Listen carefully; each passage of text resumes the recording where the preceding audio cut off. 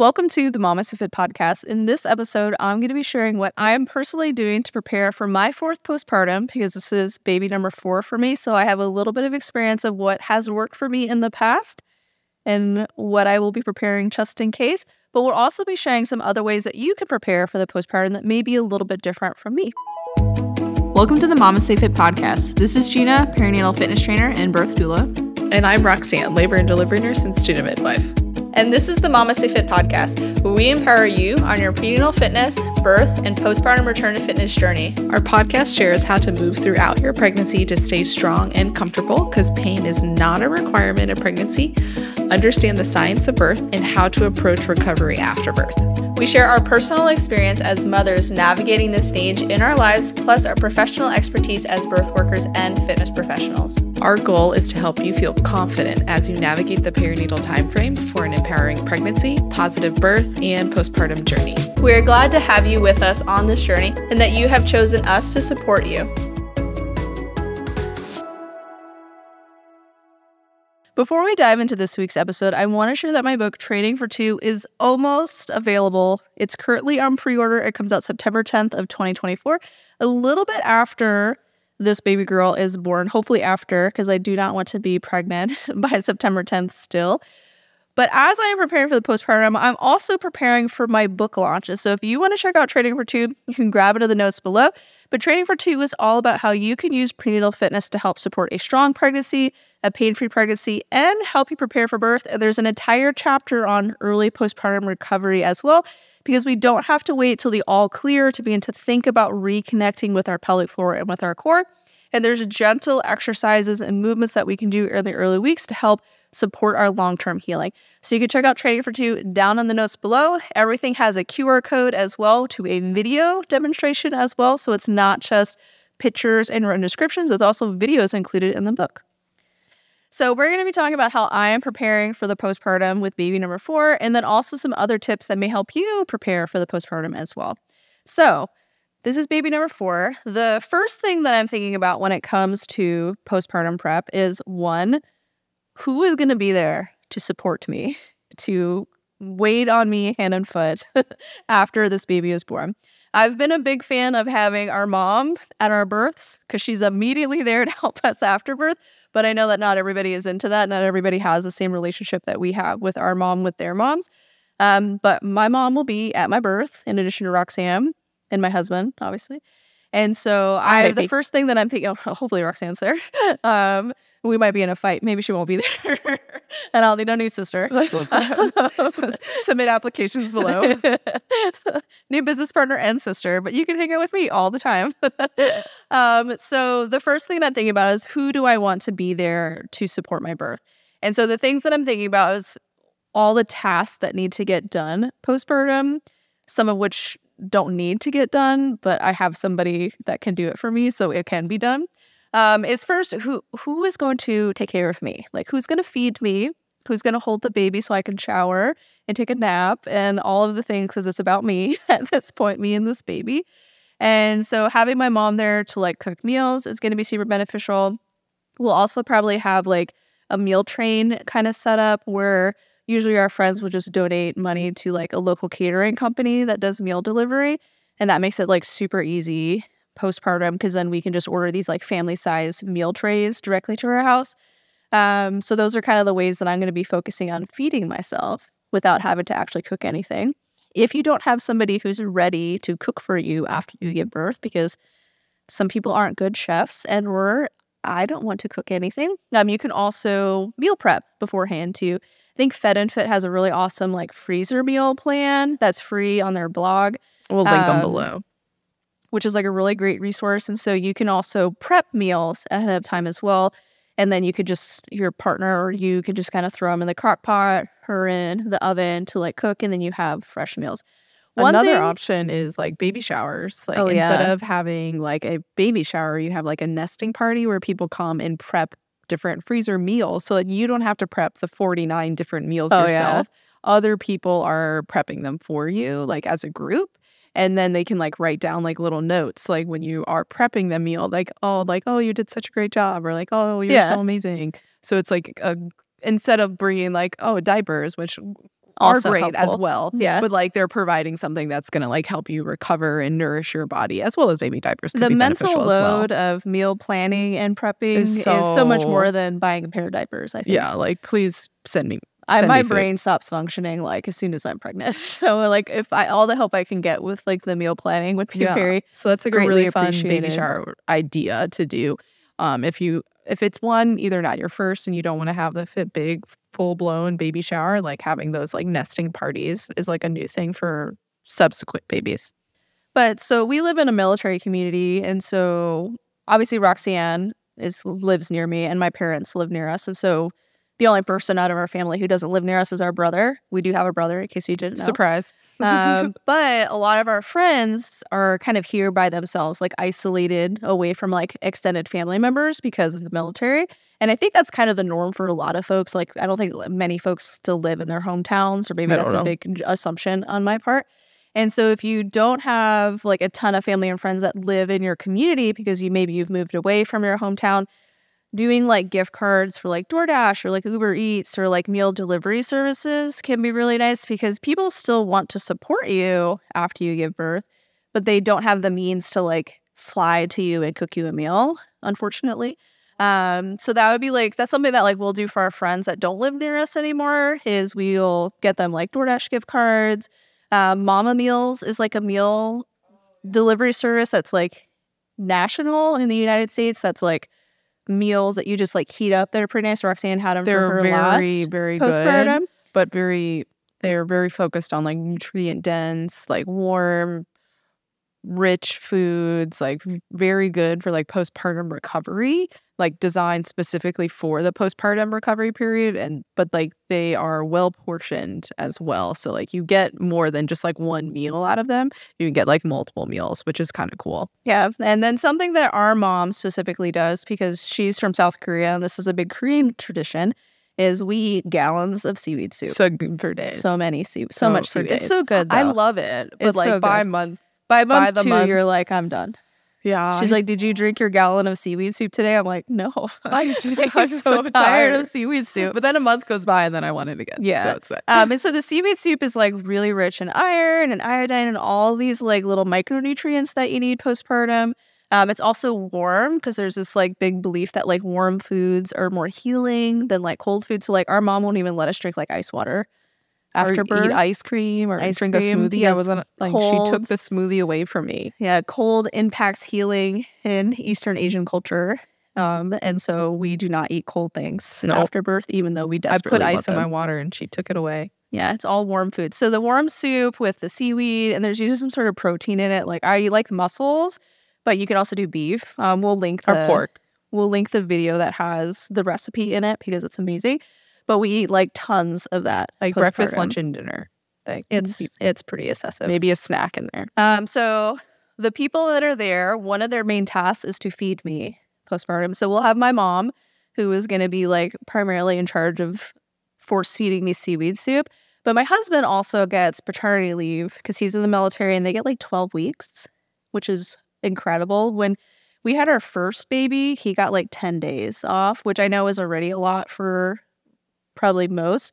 Of those 10 days, he only got 3 because we were in the hospital for like 4 of the days, and they counted it from the beginning of when I went into labor, and it was like a weekend. I had a long labor. So now that he gets 12 weeks is like really awesome, but I think he's only going to be able to take like 8 or 10 of those, depending on when I have a baby. But you can use, like with the military, you can use those 12 weeks over the first year. So like you don't have to take all 12 at once. Like my husband took 7 weeks, and then he took 2 weeks, and then 2 weeks throughout that first year of life. And this is all to help support breastfeeding and bonding and recovery of the mom. So I know not everybody's partner gets any sort of paternity leave postpartum, but we are very thankful that he does. And so he's also like the primary chef for our family. So he will also be like helping with meals and stuff. But his like primary focus in the early postpartum will be our older children, because we do have other children that have needs and they need to be tended to. So he'll primarily be the one that's taking them to like school or like their classes or sports. Any sort of appointments and stuff that they have, he'll take them to, because life still continues. even though you What had are a baby. What do you do with homeschooling? So we will just do whatever we can. I mean, it's pretty low key. Homeschooling only takes us about like an hour or two a day, maybe at most. You'll still do the homeschooling? I mean, he could do it too. It's not that. It's like math and reading, and I'll have him do field trips and stuff. So we have some stuff planned for that time frame, like that first month where I'm going to be really focused on myself and my new baby. And he's like, we have some like stuff for him to do with our oldest that's going to be homeschooling, but she's also in school 2 days a week. So if we don't do a ton of homeschooling for a month, it'll be okay, I think. In regards to taking my own maternity leave from my business, which is MamasteFit Roxanne, who will be carrying the load of all of this. So you will hear from her a lot. Yeah. The month of September. It will be me. It will be confusing when I come back and you're like, wait, there's 2 people? Yeah. But a lot of the things is like I'll go to Gina and record the content and then edit it and post it myself. So Gina will just be the model and be focused on relaxing, and I just tell her what to do, which is what Gina did for me as well, along with writing a book. So she wasn't there a lot, but so definitely thankful to have family support nearby, and then my husband gets paternity leave because it gives me a lot of support in the early postpartum, so I can really focus on resting and bonding with the new baby. And then my mom or Roxanne can like hold the new baby as I kind of like reconnect with my older children who like are feeling neglected probably by the fact that I'm not hanging out with them. And so that'll be about like 1 to 2 weeks, usually about like 10-ish days that I'll primarily be just kind of like in bed and like resting. One of our friends is a massage therapist, and she usually comes to the house within that time frame to do like a cranial sacral massage, which is just really nice. And at some point during like the first 2 weeks, I'll probably come to the chiropractor here at the gym for me and for baby to kind of help with recovering from that process of birth, which is a lot. And I think we'll have like 1 pediatrician appointment maybe in the first like 2 weeks. But you usually go at 2 weeks. But we'll see, because the midwife also is checking on baby when she comes to the house.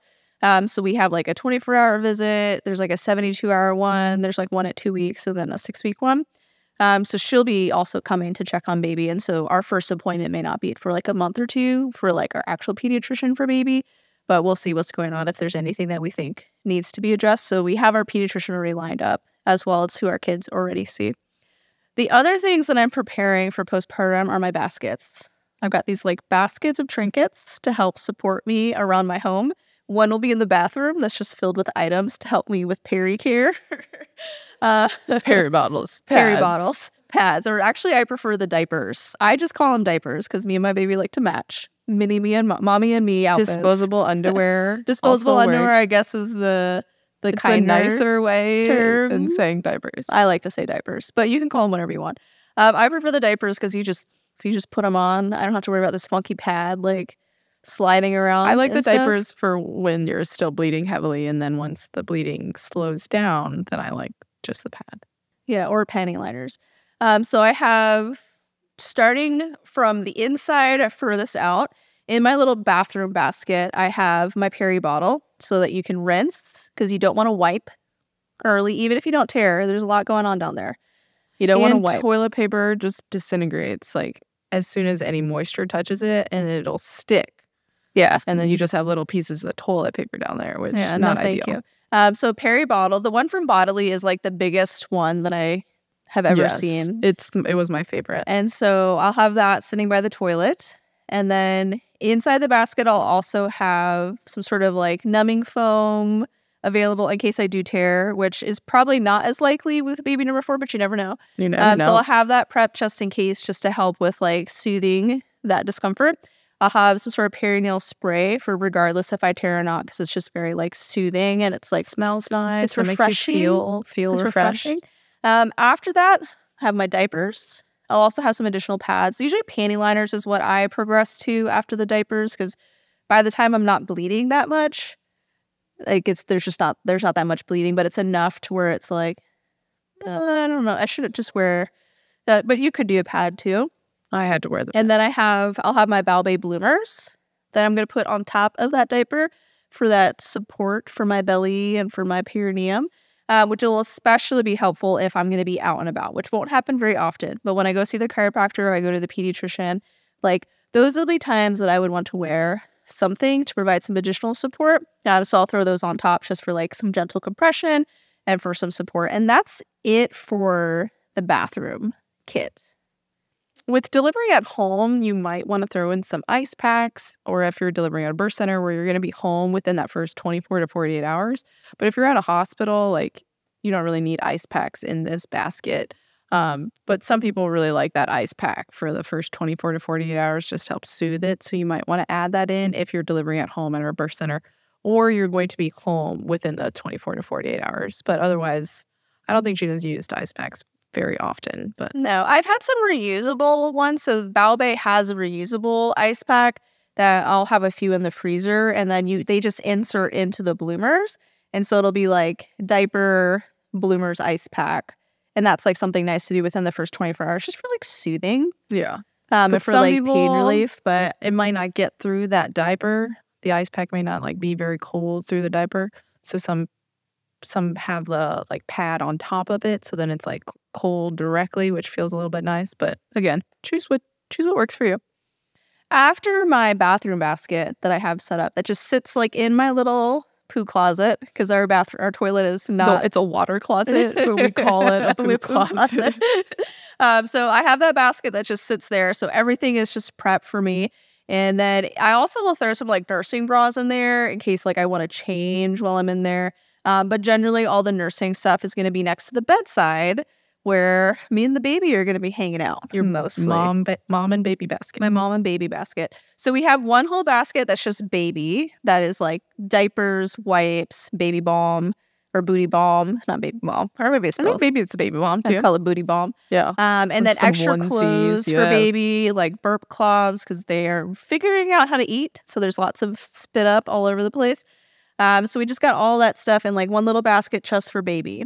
And it's really just like things to put on them because they don't play with toys yet or anything.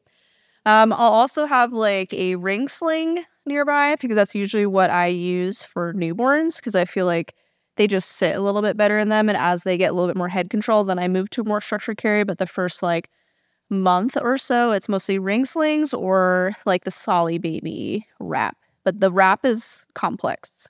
I hate the wrap. Once you get it, it's not too bad. But like at first, it's kind of overwhelming. It's just a lot of steps. And then you just end up wearing the wrap everywhere because you're like, I don't really want to like take this off and then put it back on. And then it gets loose. So I really like the ring sling for newborns because it's much easier to get on and to adjust. So that's usually, so I'll have one of those by the bedside in case I do want to get up. And then for me, next to the bedside, I also have my breastfeeding basket, which is going to have nipple balms in it. There's usually one that I like that I will put in there. I haven't really used it a ton the past two postpartums. My first one, I was like lathering myself up because I had a lot of nipple damage. Silverettes are also going to be in there. They're magic for early postpartum, especially like as baby is trying to figure out what they are doing with their mouths. And so they're just sore. Nipples are just sore postpartum. You also aren't used to having someone just suck on your nipples every 2 to 3 hours. Whatever you're into is fine. For 15 to 30 minutes. Most of us do not have a small child or small baby or just a person. Just a person in general. So having like the silverettes is like very soothing. It also sometimes collects a little bit of breast milk, which can also be very nice. It's antibacterial. Yeah. I'll have some sort of like nipple pads in there as well because early postpartum, it's just about leaking all over the place. I'll have my manual pump by the bedside as well. I find that if I'm super engorged, I need to get like a little bit out for baby to latch. For baby to latch. Otherwise, they're trying to nurse a rock, which is hard to do. So I like to just pump a little bit to get some out so that my breast is soft again and then baby nurses. And then just lots of nursing bras. I really like, there's 2 bras that I like for early postpartum. One is the Balbay bralettes, which is what I have on underneath this shirt. It is like my go-to. It's a pull-down nursing bra, which I like a lot. And I feel like it grows with me, but it's still supportive. But it's not compressive anywhere either, which I know is a lot of words that are conflicting with one another. But I really like the pull down bras because I feel like I can wear them outside early postpartum as well. They're very comfortable. There's no compression, so I'm not really worried about like clogged ducts and stuff. And then I really like the Bodily Everything bra. It may be called the Everyday bra, but I think it's Everything bra. It's like, it's not the most supportive bra, so I don't wear outside of like the first few months postpartum, but it's still nice because I do not want anything touching my nipples. I don't want my shirt touching it, so I need something to be on top because everything is sensitive. And so the fabric is super soft. So soft. It's a clasp one, and so it's like really easy to get down, and it's non-compressive. Like there is nothing, it's still on me. Like it's not going to fall off, but I'm not going to go for a run in it. No, don't recommend for a run. I wouldn't go for a run in the bralette either, but it's really just early postpartum for me that I really like that bra, but it's like so comfortable to be in. It's like so easy to nurse in. And so it's something that like I'll have like 1 or 2 of those set aside as well for when I don't want to wear a bralette. I personally loved snacks in my bedside basket with like little protein bars and beef sticks, any like quick snack while I waited for somebody to bring me the food because your hunger is just ravenous during those first few weeks. So I personally like snacks in my basket. Or even I would put like hydration packs, so like Element in my basket so that when I was drinking water and I was tired of drinking some water, I would put in some hydration sticks in there so that it tastes better than just water, while also giving me the electrolytes that I needed to make my milk. I also have a water bottle that will be next to it. Next to me, but not filled with any ice. So it'll just be lukewarm water. Just room temperature water. Room temperature water with Element in it. My husband does a pretty good job of like refilling my water throughout the day, but I also have an easy jug set aside, which is like it almost looks like those like 5-gallon water jug things that you see in like coolers, but it's like a gallon. I don't think it's not 5 gallons. But it's massive and it has this like 10-foot straw. So like I could be laying down and like drinking water because that's the only thing that sucks about my water bottles is like if I tried to drink from it laying down, I'm just going to spill water. I used it during my postpartum. It was pretty clutch. Yeah. So I'm really excited to have that for my hydration postpartum. I don't pack a ton of snacks next to my bedside because I forget about them and will not remember to eat them. They get buried. But I have just like this continual flow of food that comes to my bedside. But after about 10 days postpartum is when I'll start getting up and like going for walks and like integrating a lot more like movement in my day. Like the first 10 days is mostly just kind of like lounging in bed and like playing on my phone. And I'm planning to watch Bridgerton. It's got 3 seasons to catch up on. I've got that in the queue for postpartum. How are you going to watch that? I'm going to put a TV in the bedroom or I'll just sit on the couch and watch it. Because our couch is a bed.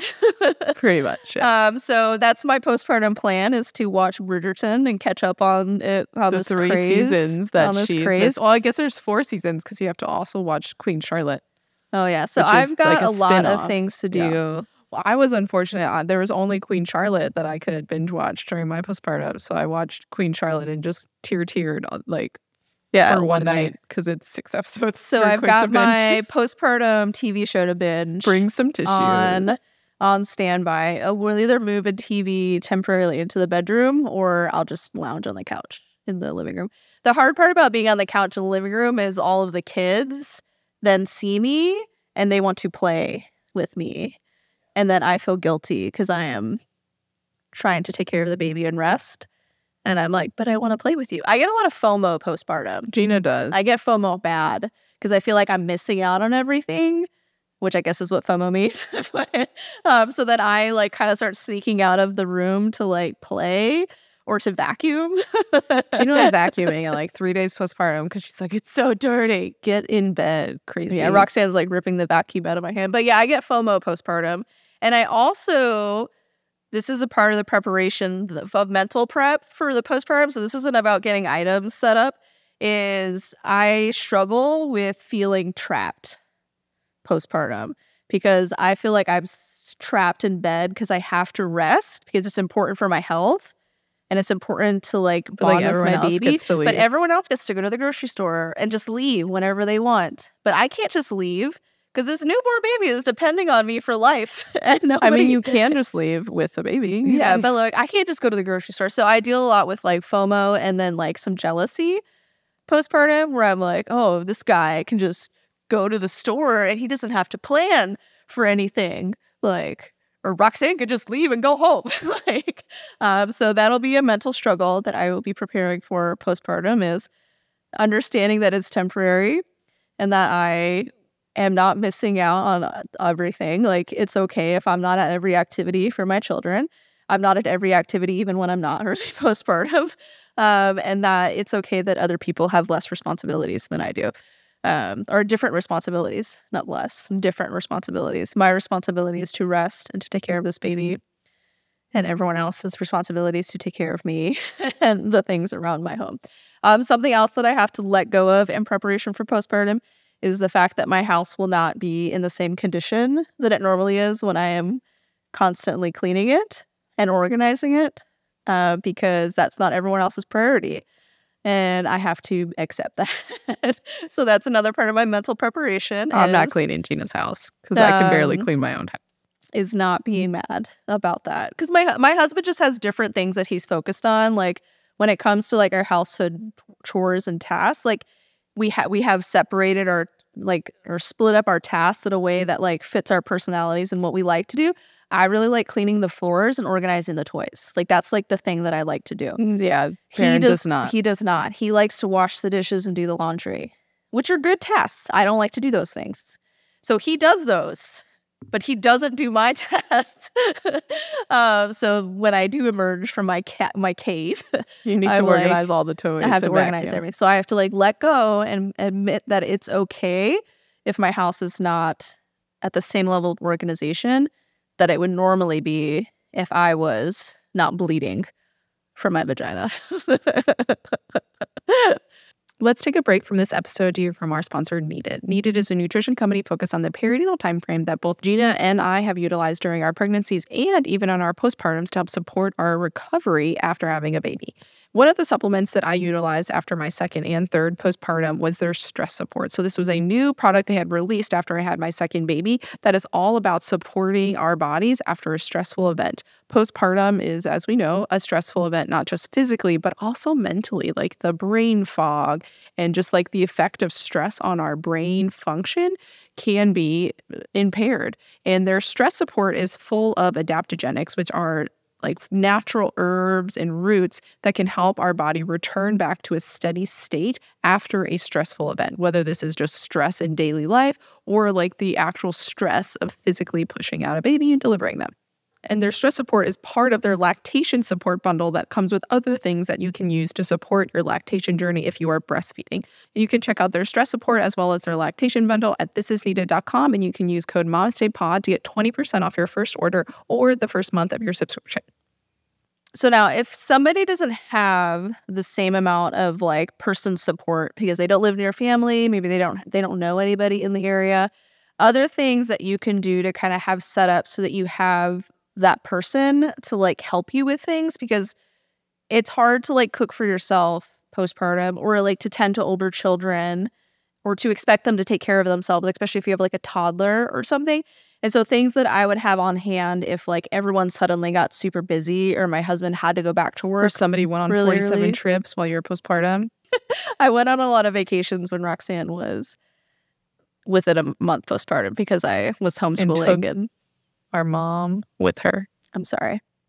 She's never going to forgive me. This is why we're fighting, and I have applications for a new sister. Maybe it's coming for her end.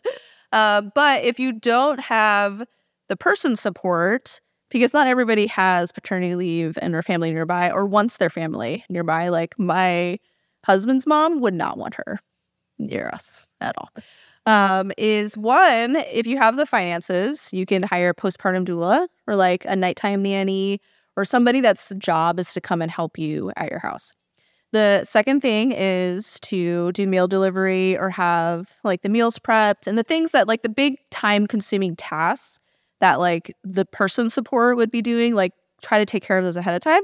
And then 3, let go of tasks. Like not everything needs to be done. Your kids don't need to go to every single activity if you don't have the means to get them there because you're resting.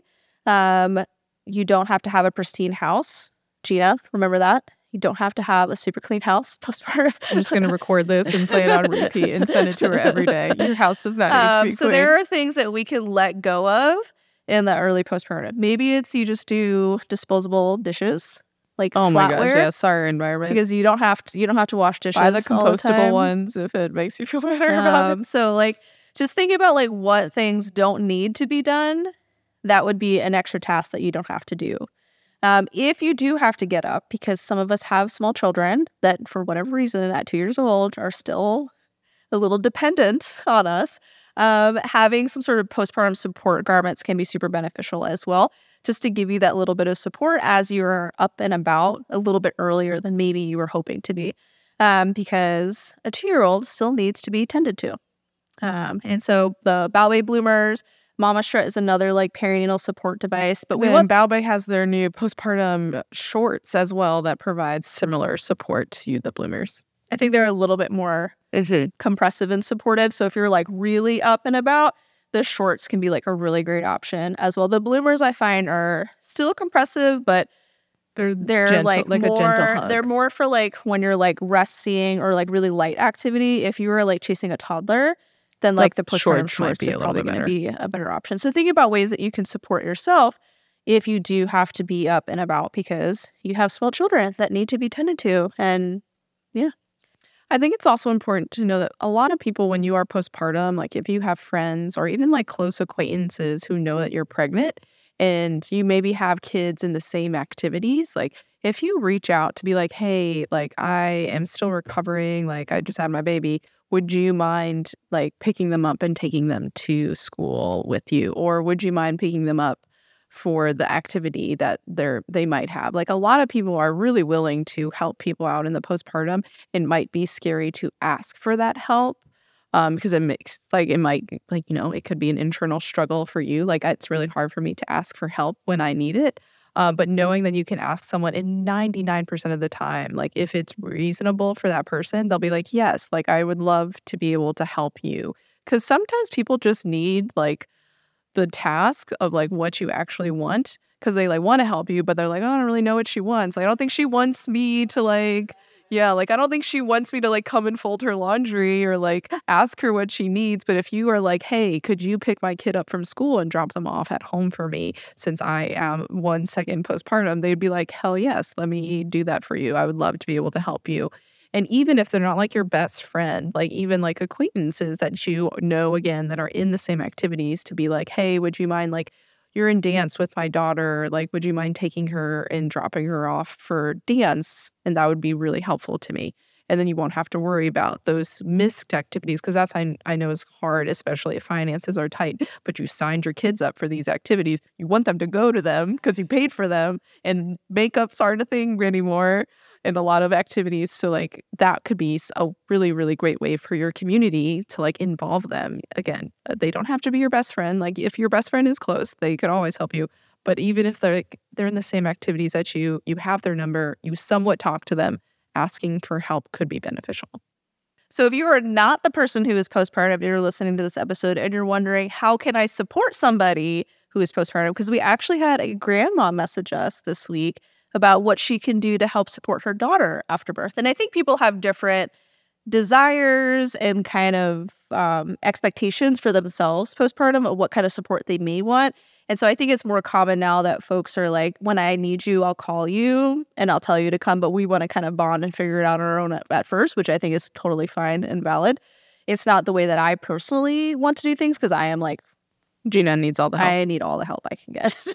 I try to figure it out, and then I'm like, I already know I'm going to be drowning. Like, everyone come and support me. I wait till I am actively Roxanne's drowning. like, I am actively drowning. Please come save me.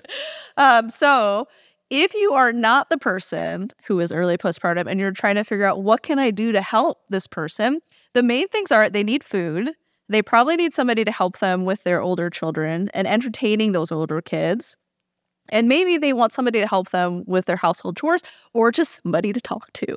Oh my gosh, yeah. Just because having you get somebody lonely to talk to. Because everyone is busy and I'm just like, again, FOMO in my own room. Like, nobody is. Everyone's got their own thing going on. I think another thing is that someone was like, they came and helped me with my older children, which was great. But they kept taking my older kid, like, oh, we'll take him to the park or we'll take him to this museum. And she's like, I missed my other children. Like, I love this baby, but like, I also had other children that I wanted to bond with. So being like, hey, I'll watch the baby while you hang out with your other kids and not have to worry about like, oh, the baby needs to change their diaper. And when the baby gets hungry, I will bring the baby to you because obviously they can't feed the baby.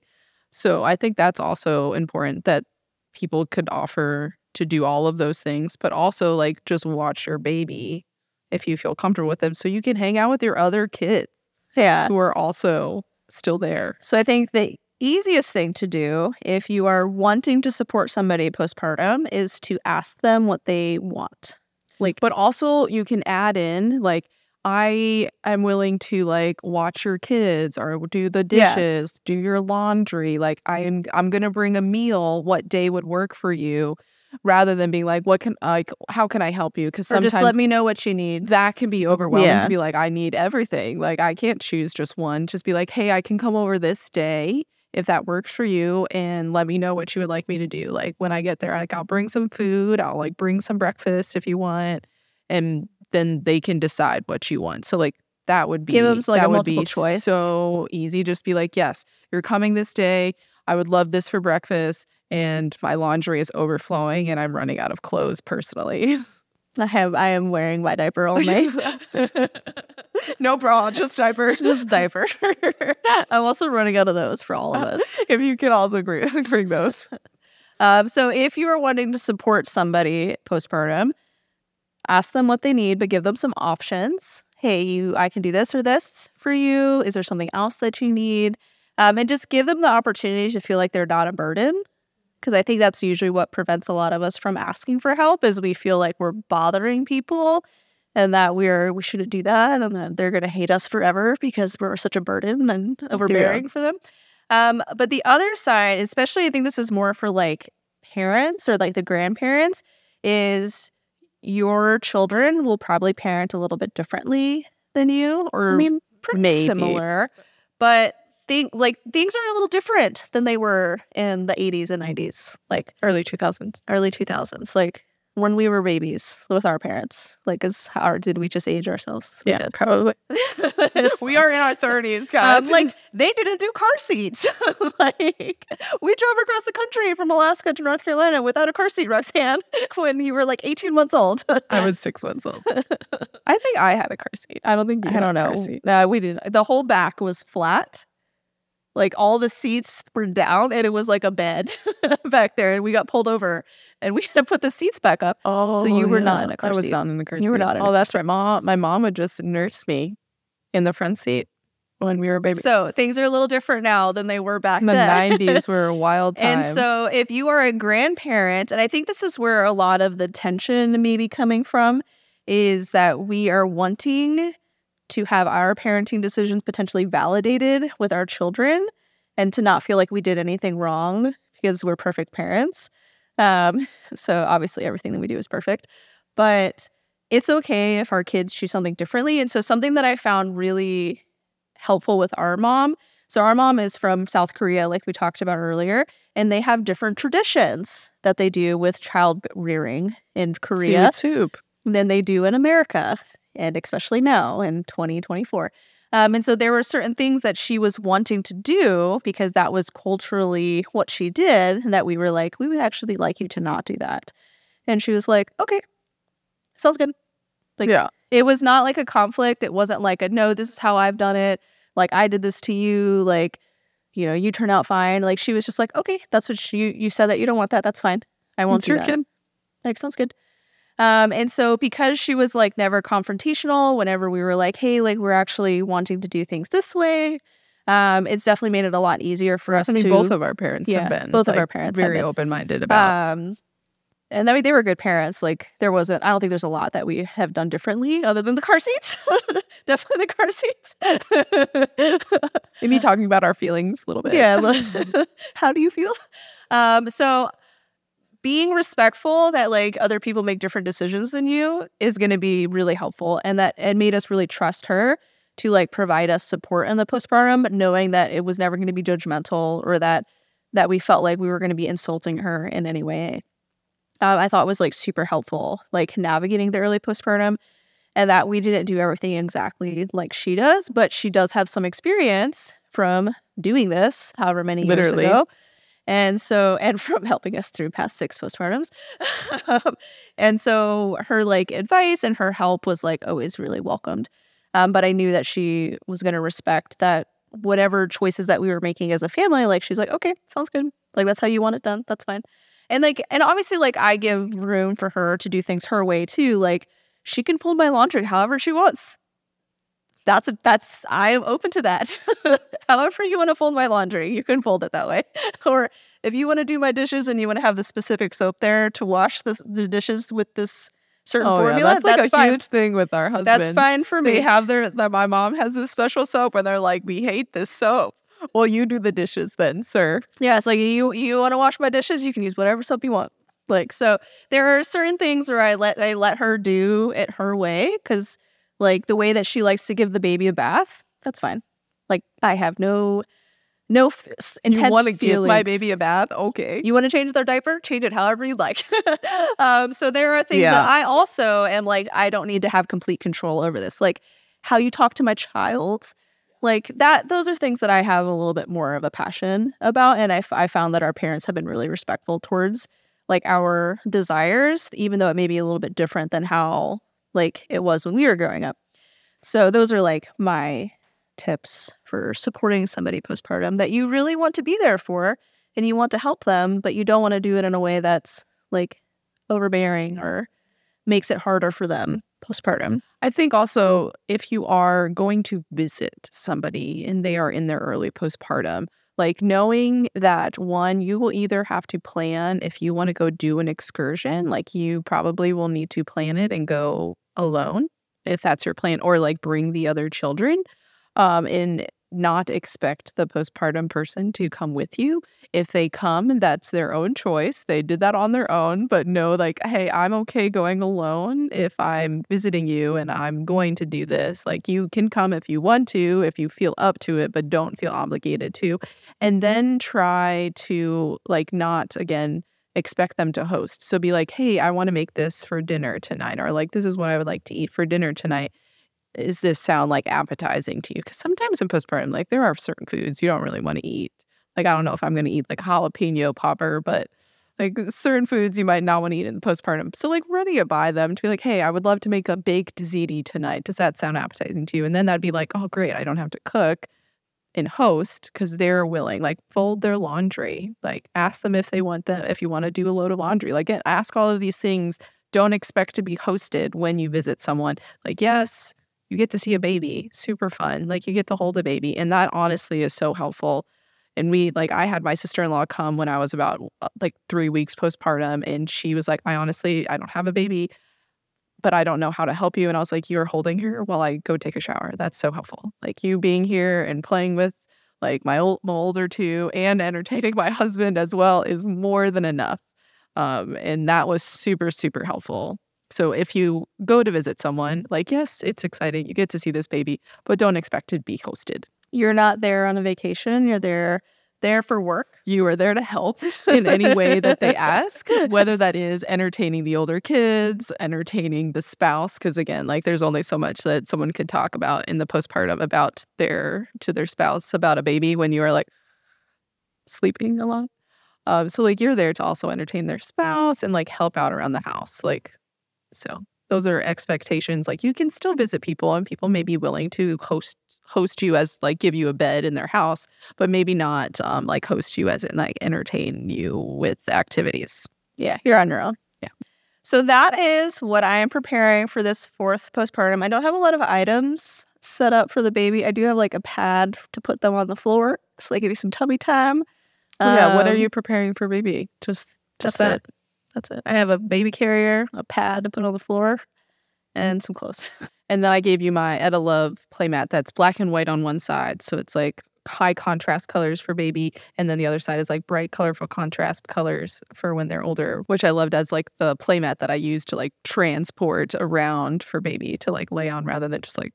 I just got the Piccolo mat that's a little bit thicker. So it's really soft. to put baby on too for tummy time, which I'm pretty excited by. But yeah, that's about it. A Just baby a mat. carrier, a mat, and then clothes and diapers. And that's it. That's all I got prepped for this baby. Because they don't like swings. They don't do pacifiers. I know. Like, My kids, I did get pacifiers for my kids. The Albert family loves the pacifiers. The Conley family does they not just like do not. the They do not pacifiers. like the pacifier, even though I want them to like them so I know. bad. Yeah. So yeah, not a whole ton prep for baby. She'll be fine though. They just don't really need that much at all. You'd be surprised. They just need you. So that's what I am prepping for the postpartum in regards to the type of support that I'm hoping for, the tasks that I have delegated to my family members to wait on me hand and foot, the TV show that I have ready to binge when the baby is It'll here. last 3 hours. Mostly focusing on ways to help support me to physically heal in the early postpartum so that I can just focus on resting, focus on establishing a nursing pattern with my baby and bonding with them, while also not neglecting every other task in my daily life, such as my other children. So I have people that are set up and ready to support. I've got the meals figured out. I've got my postpartum items that I'm readily going to use prepped. And then we also have our free early postpartum recovery course, which is a very loose following course. It's not 10 reps of 20 or anything like that. It's some breathing drills for reconnection, early postpartum, some mobility to help kind of move because you get really stiff postpartum as well. And then starting around the 2-week mark, it integrates some short walks and then also some gentle core exercises as well. It's just to reconnect, but very loose program. It's not anything super intense by any means because those early weeks is really just about how can I just allow my body to physically heal from birth because there's a lot that happened during then, while also kind of reconnecting with things because we don't necessarily have to wait until 4 to 10 weeks postpartum when we get the all clear to then think about rehab. We can start thinking about it early if it feels accessible or attainable for you at that point. Because sometimes it's just overwhelming and you're I'm just existing and I'm just going to survive right now and then I'll focus on breathing later. But I'll also be doing that in early postpartum as well to kind of help with my early healing. And then, around anywhere from 4 to 10 weeks, we'll slowly reemerge and resume somewhat normal life activities at a slower pace, but with 4 kids instead of 3, which I'm sure will be fine. They pretty much take care of themselves after some point. Yeah. So it's what's another one? What's a fifth? So thanks so much for listening to this episode. I hope it was helpful for you to figure out how I am preparing for the postpartum and how you may want to prepare for the postpartum, which doesn't have to, again, be exactly the way that I do things based on kind of what your circumstances are.